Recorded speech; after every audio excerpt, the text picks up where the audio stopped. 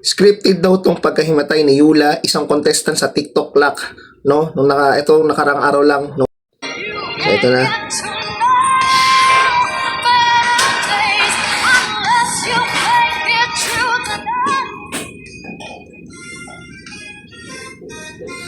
So bigla siyang knockdown, no? Pabagsak siya, so medyo nataranta ang lahat, na shock. Syempre hindi alam yung gagawin, na parang first time kasi nangyari to sa tanghalan ng kampiyon. Sa di nakakaalam to, tanghalan ng kampiyon is season 2 na yata nila to. So kung hindi ako nagkakamali, kasi may unang nag-champion dito is lalaki, no? Nung human saxophone, yung nagtotorotot na boses, na ang galing talaga. Nakalimutan ko yung names niya, pero sikat yun, nag-trending yun dati, na unang champion ng tanghalan ng kampiyon. So yan, in-announce niya ni Kuya Kim na malalaman yung result. Pero okay naman siya. Ito kasi, pinatata ko, ito yung mga comment ng mga bashers. Scripted daw. Kahit sa ang social media nyo makikita, mapa-TikTok man yan, o Facebook, o YouTube. Ito yung mga comment, basher, gusto mag-trending yan, nakikita nyo. Kasi natatawa ko pag binabasa ko. Hindi ko nababasa yung iba kasi medyo, talagang medyo parang ma-restrict tayo ni TikTok. So, yan, makikita nyo, no, scripted. Actually, yung ganitong pagkakataon ko, ako yung pro singer, hindi ko gagawin yan para sa kahihiyang ko, no? Kasi, mayroon naman talaga nahimatay na parang diretso bagsak agad, eh. Kasi iba, inisip daw nila, parang like Gigi daw yung nangyari kay Gigi. Eh, iba-iba naman ho ng sistema ng katawan natin.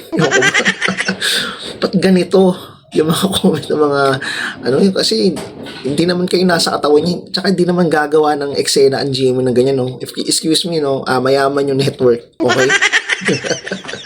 So, scripted, hindi naman siguro, kasi talagang tininan ko yung hindi ako pro singer, isa akong music lover, at yung mga iba't ibang channel na kanta, dahil sa hili ko kumanta, mapaluma man yan o bago ngayon, di ba, may alam ako sa mga songs.